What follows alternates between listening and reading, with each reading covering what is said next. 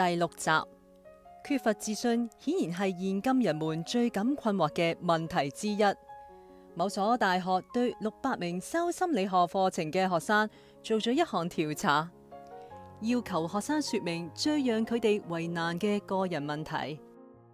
75%嘅人寫嘅係缺乏自信心。可以大膽推斷，對一般民眾做調查，結果比率亦都會係咁高。你隨時都會遇到內心恐慌、害怕生活、自感能力不足，或者係懷疑能力以及冇安全感嘅人。佢哋從內心深處唔相信自己有能力應付各種職責，或者係找住機會。佢哋總係被朦朧不詳嘅懼怕所包圍。總以為會出啲乜嘢差錯，佢哋唔認為自己具備做到自己所期望做到嘅事情嘅能力，因而使自己滿足於低過自己實際能力嘅表現。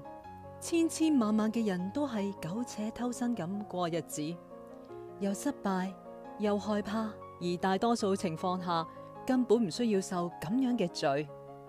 生活嘅打擊、重重嘅困難、交織嘅問題，往往使人嘅精力枯乾、灰心喪氣。喺咁嘅情況下，力量嘅真實狀態時時會變得模糊不清，人就因此降服於沮喪。其實呢種情結係冇道理嘅，至關重要嘅係重新評估你嘅個性資產。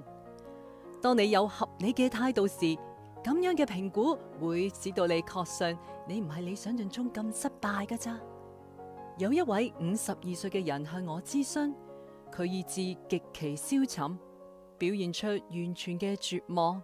佢話佢玩完啦，話俾我聽佢畢生經營嘅一切都成為咗泡影。係一切咩？我問佢，佢重複話係一切。佢重複咁講佢玩完啦，我乜嘢都冇剩低，一乾二淨，毫無指望，而且我已經太老啦，冇法子重新嚟過。我已經喪失咗我全部嘅信心。我自然係好同情佢，但係好顯然，佢主要嘅問題係無望嘅陰影已經潛入佢嘅心中，使佢對未來嘅睇法扭曲變色。喺呢啲扭曲嘅思想背後，佢真正嘅力量偃旗息鼓，只留下軟弱無力嘅佢。咁樣啊，我話讓我哋拎一張紙出嚟，將你依然存留有價值嘅嘢寫落嚟啊！冇啦，佢嘆氣咁話：唉，我一樣嘢都冇留低。我諗我同你講過噶啦。我話諗一下都無妨啫。又問佢：你妻子係咪仲跟住你啊？咩意思啊？咁梗係啦，仲使問嘅？佢太好啦，我哋結咗婚30年，唔理乜嘢嘅情況幾咁差，佢從來都唔願意離開我。好啦，讓我哋就寫低，你妻子依然同你一齊，無論發生啲咩事，佢都唔會離開你。你嘅孩子呢？你有冇仔女噶？有，佢回答話我有3個仔女啊。佢哋當然都係好好噶啦，佢哋安慰我嘅方式使我好感動。佢哋話：爸爸，我哋愛你，我哋會支持你啊。好，咁樣呢個係第2點，你有3個愛你嘅孩子，並且願意支持你。咁你有冇朋友呢？有，佢話咁我都真係有幾個幾好嘅朋友嘅。我必須承認佢哋一直都好夠義氣，佢哋都嚟過，而且話願意幫我添。但係佢哋可以做到啲乜嘢啊？咪又係乜嘢都幫唔到。咁呢個係第3點，你有一啲朋友願意幫助你，並且看重你。你品行端正嗎？有冇做過啲咩錯事呢？我品行端正，冇咩問題噶。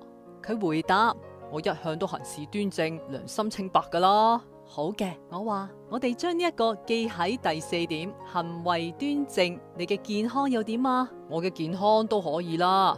佢回答：我好少病嘅，而且我諗我嘅體型保持得都算唔錯，係咪？咁呢個作為第5點寫落嚟，良好嘅健康。你點睇美國啊？你認為佢係咪仲喺度發展緊？係咪一個充滿機遇嘅國家呢？係啊，佢話呢個世界上我唯一願意居住嘅國家，就係美國啦。咁樣喺第6點寫，你住喺美國一個充滿機遇嘅國度，而且你高興住喺呢一度。然後我又問啦，你嘅信仰點啊？你相唔相信上帝噶？相唔相信佢會幫助你呢？係啊，佢話如果冇上帝嘅幫助，我諗我根本就捱唔到落嚟啦。睇下，我話呢個就係剛才我哋列出所能想到嘅產業啊。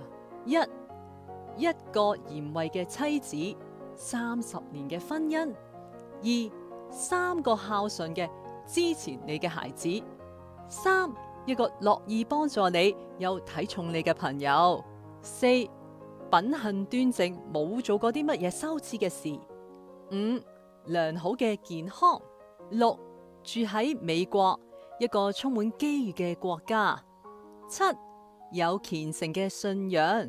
我將呢張紙從台上推到佢嘅面前，話睇一下。我睇到你仲有相當多嘅產業喎，但係你剛才同我講話一切都玩完，成為咗泡影喎。佢好唔好意思咁笑起上嚟？我睇我係冇諗到呢啲嘢，我從來都冇咁諗過。佢沉吟咁講，咁樣睇嚟情況唔係咁差啫。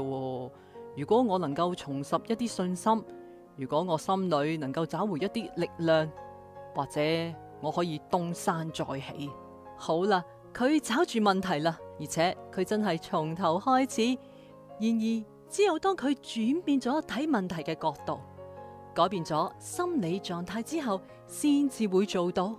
信心將佢嘅疑慮一掃而空，並賦予佢充分嘅能力去征服內心所產生嘅一啲困難。